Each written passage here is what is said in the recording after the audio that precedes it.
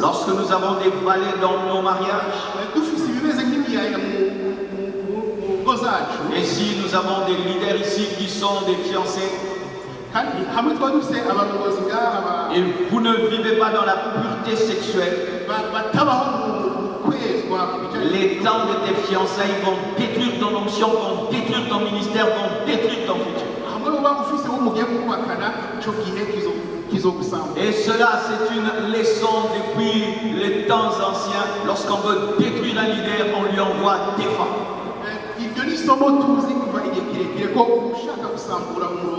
Et lorsque le diable veut détruire une église, veut détruire une nation, il fait que les leaders ne se préoccupent plus des choses importantes, mais commencent à s'occuper des choses secondaires.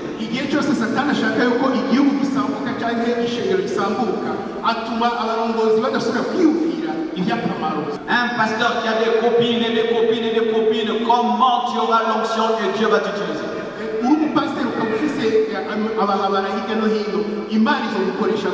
Il faut rembler les vallées et il faut aplanir les montagnes. Il faut être un bon parent.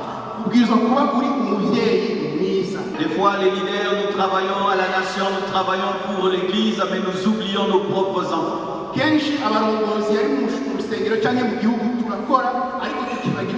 Tout le temps au travail, tu n'as pas le temps de causer avec tes enfants.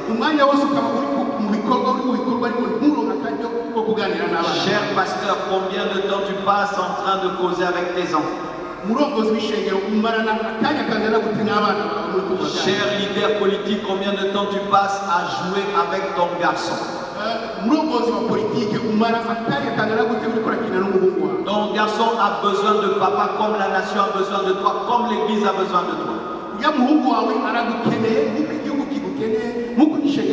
Nos enfants souffrent de notre leadership parce que nous avons le temps pour tout le monde, mais jamais pour eux. Parce que s'il y a un endroit où nous manifestons d'abord de l'amour, c'est notre propre sang.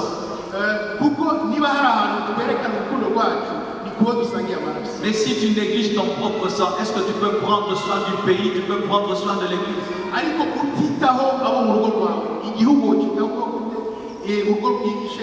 Si surtout vous avez des enfants qui sont petits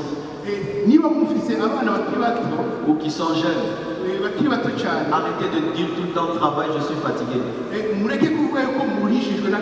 Et le temps pour eux de causer avec eux. Et si vous n'avez pas le temps, même à table,